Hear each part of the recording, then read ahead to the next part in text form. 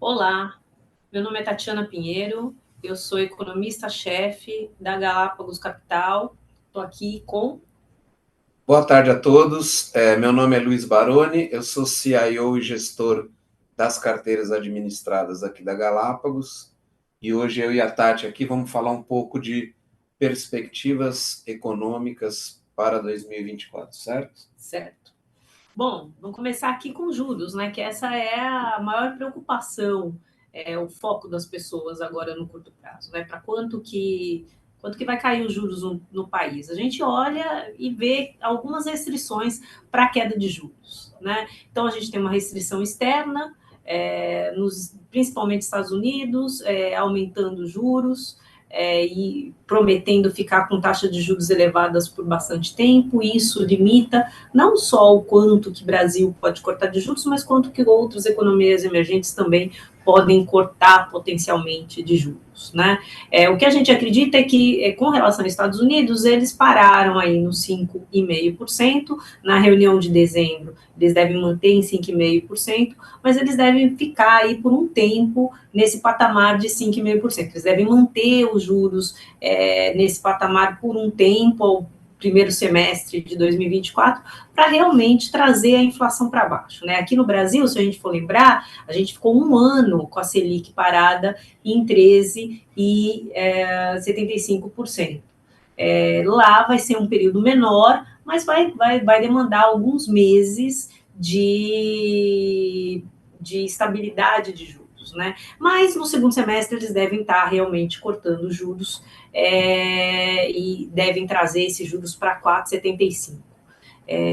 De qualquer maneira, né, se a inflação for mais resistente por lá, se eles tiverem que ficar mais tempo com esses juros parados em 5,5%, isso é um ponto de restrição aqui para o tamanho do corte de juros do Brasil.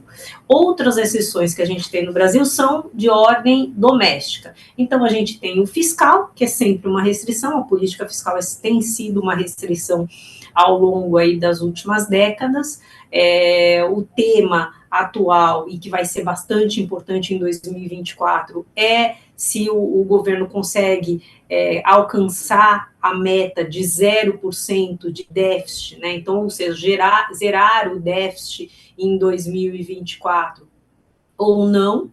Esse debate é muito acalorado, tem uma necessidade de aumento de receitas, que não é trivial por parte do governo. Grande parte desse aumento de receita ainda não é concreta, precisa de aprovação no Congresso, e seria interessante que o governo cortasse gastos também para alcançar esse déficit primário zerado.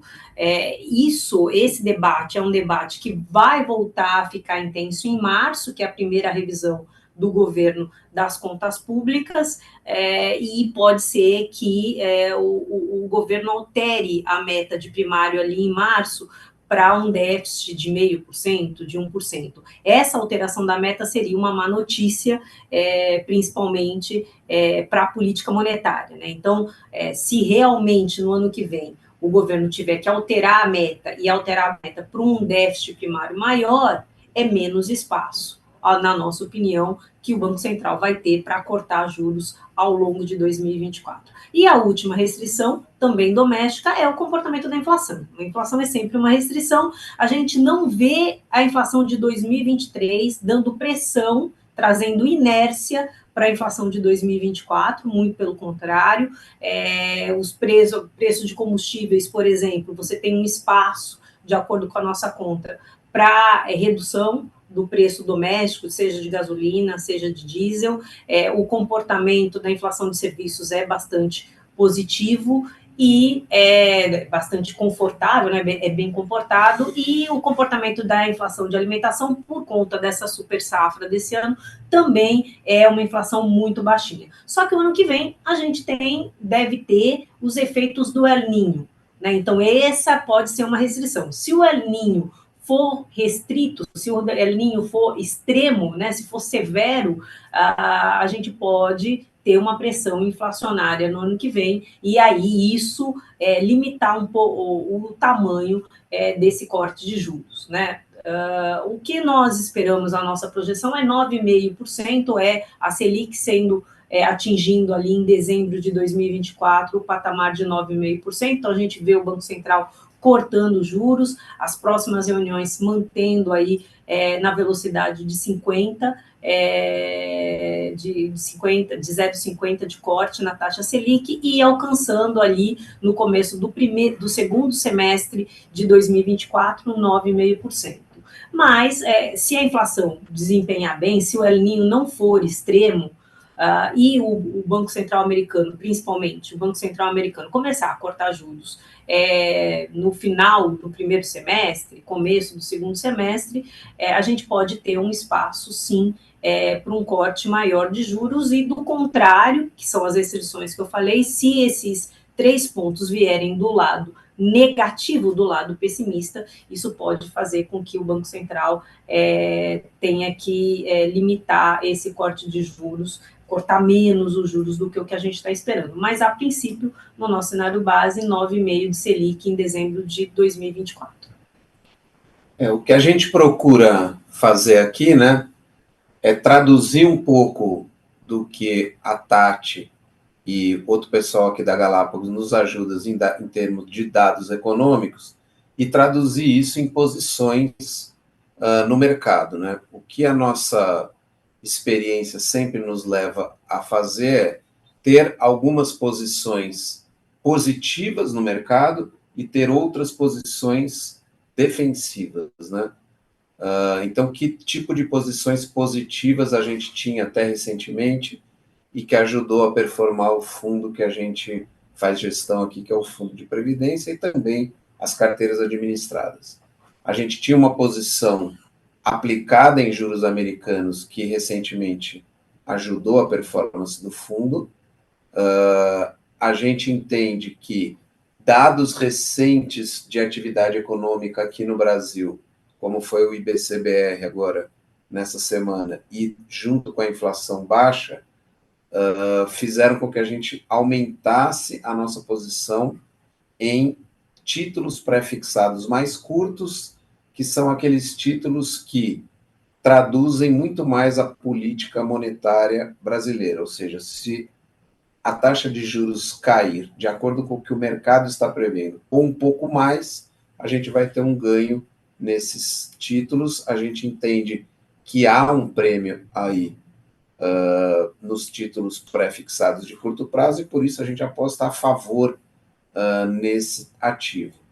Onde que a gente também enxergava que havia um prêmio, que era na Bolsa de Valores, e a Bolsa subiu bastante, a gente ainda acha que é um prêmio, a gente reduziu um pouco a posição, mas ainda está aplicado em Bolsa, porque é como eu estava discutindo com a Tati aqui um pouco antes da gente fazer a live, né? Quer dizer, a atividade econômica vindo um pouco abaixo do que o mercado está esperando, e essa é a nossa expectativa, pode ser um paradoxo em a gente querer aplicar na Bolsa de Valores, mas por que não é? Porque ela estimula uma queda adicional de juros que faz o prêmio da Bolsa ficar cada vez menor, ou dito de outra forma, faz o preço das ações subir. E um lado que a gente está apostando, digamos assim, contra, ou fazendo um seguro contra as nossas posições a favor, é tomar o juro longo no Brasil. Como a Tati disse, né, recentemente, declarações do presidente no sentido de que pudesse não ser cumprida a meta fiscal para o ano que vem, foram relativizadas, aí o Haddad conseguiu relativizar isso, mas esse tema deve estar de volta ali em fevereiro, março, abril do ano que vem, e como a Tati disse há pouco, deve esquentar os humores do mercado novamente. E a gente entende que a inclinação da curva brasileira, um pouco técnico esse termo, mas significa que o juro longo, quando comparado ao curto, no nosso modo de ver, ele está muito baixo diante desse risco potencial. A gente não sabe se esse risco vai se manifestar ou não, mas existe uma possibilidade da meta fiscal não ser cumprida, ou, dito de outra forma, ser colocada de uma forma um pouco mais leniente nos próximos meses, e a gente entende que o prêmio do juro longo no Brasil está baixo. Um outro prêmio que a gente gosta muito é um prêmio de inflação mais juros, que tem aqui, mais longo. A gente tem também um pouco dessa posição, tanto nas carteiras administradas quanto no nosso fundo de previdência, e é um outro fator que a gente acha que é para ficar construtivo ou apostado a favor. O juro longo no Brasil a gente entende que está relativamente alto, embora a gente entenda que se o juro americano ficar alto por mais tempo, o juro de equilíbrio, como os economistas como a Tati gostam de dizer, acaba ficando um pouco mais alto no Brasil, né? É diferente se a gente tem um juro americano a 5% ou a 2%. Ou é diferente se o juro americano fica muito tempo a 5%, ou se ele fica pouco tempo a 5%. Então, embora o juro de equilíbrio no Brasil esteja um pouco mais alto do que era anteriormente, a gente entende que ainda há prêmio na taxa de juros real do Brasil mais longa. E o dólar, né? Eu gosto de uma frase que o Afonso Celso Pastore falava, que a melhor previsão para o dólar amanhã é o dólar de hoje, né? O dólar é muito difícil a gente prever. Um fato curioso, né? Depois que o Banco Central americano começou a subir o juro, o dólar se fortaleceu diante de outras moedas. E por incrível que pareça, quando a gente compara com o real, isso não aconteceu. Então o dólar se valorizou diante do ien, do euro, do yuan chinês e de outras moedas, mas diante do real, pelo menos desde que o juro começou a subir por lá, não houve essa valorização. Isso nos leva a intuir duas coisas. Primeiro, que o juro aqui deve estar mais alto do que o que deveria, é o que o mercado chama de carry trade. Então, existe um juro, ainda que o juro americano tenha subido, existe um juro ainda relativamente alto aqui no Brasil.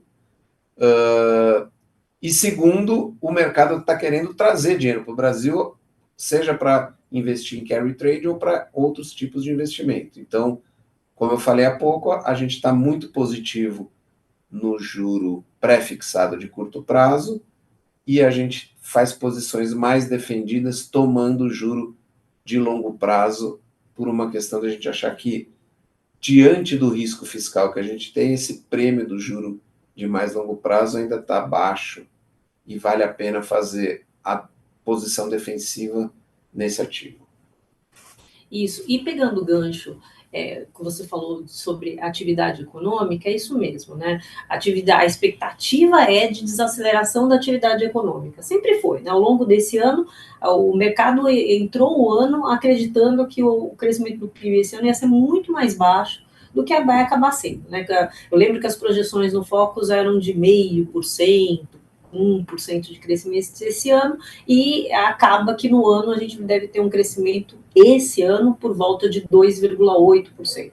Foi a super safra no primeiro trimestre, foi os maiores gastos fiscais de transferência de renda no segundo trimestre, tem vários motivos, mas o fato é que é 2,8% de crescimento para esse ano. Para o ano que vem, a história é diferente. A expectativa média, né, do consenso dos analistas é de 1,5% de crescimento econômico para o ano que vem. Então, seria uma desaceleração dos 2,8% desse ano para 1,5% no ano que vem. A gente tem uma expectativa um pouco mais otimista, a gente acredita que o PIB ano que vem cresce em 1,8%, um pouco melhor do que o mercado. Mas, de qualquer maneira, é uma desaceleração econômica. Por quê? Por conta do aperto monetário que a gente viveu recentemente, por conta dessa restrição internacional, Estados Unidos subindo juros, que também deve ter seu efeito na economia mundial no ano que vem, talvez aí uma restrição maior aí, tensões geopolíticas aí aumentando restrição de produção também aqui e acolá, mas é um crescimento menor. Agora, a questão, o grande ponto é, com essa desaceleração econômica, você dá mais espaço para a política monetária poder cortar juros, pensando ceteris paribus, né? Pensando tudo mais constante, né? Se pensar só na desaceleração da atividade econômica, é motivo para o Banco Central dar mais espaço para o Banco Central cortar juros. E isso a gente sabe que acaba resvalando aí numa melhor performance de bolsa também. Só o fato do Banco Central poder cortar juros acaba ajudando ou não. O que um gestor, né, sempre está olhando todas essas variáveis que a Tati se refere e os preços que o mercado está mostrando. Então, traduzindo de novo o que ela está dizendo para os preços de mercado, tem um efeito de tempo, né, da política monetária com a atividade econômica, o mercado chama de lagging, ou seja, o Banco Central sobe o juro, ele tenta diminuir a atividade econômica para gerar menos pressão inflacionária. Então, o Banco Central, quando subiu o juro, ele meio que queria que a atividade diminuísse, e é o que está acontecendo agora. E o Banco Central agora já está cortando o juro, então ele já está numa fase olhando um pouco mais à frente, como quem diz, olha, eu subi o juro e houve o efeito que eu esperava na atividade econômica. E agora ele calibra a velocidade ou a intensidade com que ele vai cair esse juro em função de quanto ela está caindo e de quanto seria desejável reduzir essa atividade econômica. E a gente entende que ainda há um espaço, há um prêmio, dito de outra maneira, grande aí na curva de juros, porque eu acho que o Banco Central, se ele entre optar por cair mais o juro ou por cair menos, ele cairia mais e não menos. Então, eu acho que existe um prêmio aí diante do que a gente está vendo aí no juro, sei lá, o juro para 1 ano e meio, o juro para 2 anos está aí na casa de 10,5%, 10,30% ao ano. Se o juro terminal, como a Tatiana disse aqui, deve ficar entre 9,5% ou até um pouco menos, a gente tem esse prêmio aí na taxa de juros de curto prazo. E a gente tem também agora um Banco Central americano, a grande espada que tinha em cima do mercado, né? Embora as variáveis econômicas indicassem que a gente devesse cortar o juro aqui, a gente estava com uma espada que era até onde o juro americano iria subir. É mais ou menos dizer o seguinte, pega tudo que a gente falou aqui nessa reunião e descarta, porque se o juro americano fosse para 6%, quase que pouco importava o resto, né?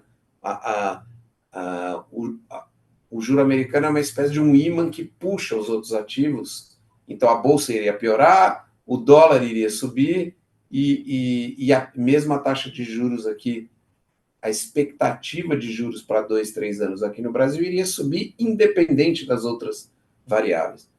E o dado de inflação americano, o CPI, vindo melhor junto com o payroll, ou seja, junto com o dado do emprego americano, fez com que essa sombra, né, ou essa espada no mercado saísse do mercado, e isso também favorece os ativos de risco, né?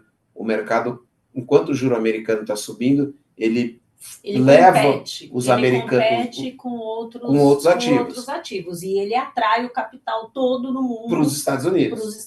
Então, só a sinalização de que o juro lá não deve subir mais ajudou o nível, o risco, né? Ajustou o risco dos ativos em outros lugares e fez com que uma possibilidade de aumentar a queda de juros aqui fosse aberta. É nisso que a gente está acreditando. É isso. Então, a perspectiva para 2024, resumindo da ópera aqui, Brasil segue cortando juros, lógico que tem suas restrições, a gente tem que ficar atento ao que acontece na economia americana, como sempre, o que a gente decide de política fiscal, o debate vai voltar a ficar mais intenso até março do ano que vem, e ao longo do ano como um todo, e ao que acontece, obviamente, com a inflação, e aí é importante eventos climáticos nesse assunto, e a gente está vivendo um alinho que pode ser extremo. A atividade econômica é uma boa notícia pensando em corte de juros, essa atividade econômica desacelerando, ela abre espaço, dá um pouco mais de conforto para o Banco Central poder cortar juros.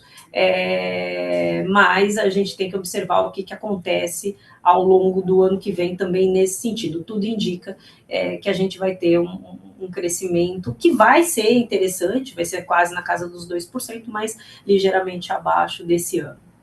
Eu queria ressaltar aqui nesse nosso final de conversa que esse cenário que está pintando para o ano que vem é um cenário bem interessante, principalmente para as nossas carteiras administradas. Como a maioria dos nossos investidores sabe, a gente tem um componente pré-fixado, seja nos ativos que a gente faz em IPCA+, seja nos ativos que a gente faz em CDI+. Com o CDI caindo, esse componente pré-fixado, ele se torna um percentual maior do CDI. Então, as nossas carteiras, quando a gente toma o rendimento delas em percentual do CDI, com esse cenário que agora, dado que o juro americano deve não subir mais e o juro aqui tem um espaço maior para cair, esse cenário é muito benéfico para as nossas carteiras administradas. Então, acho que é tranquilizador aí para os nossos clientes, no sentido de que as carteiras devem render um percentual do CDI maior, se isso tudo que a gente falou, e a perspectiva é que aconteça, mas se tudo isso acontecer. Tá certo. A gente fica por aqui? É isso aí. Boa tarde aí para todos, obrigado aí pela audiência, e a gente se fala numa próxima oportunidade. Até mais.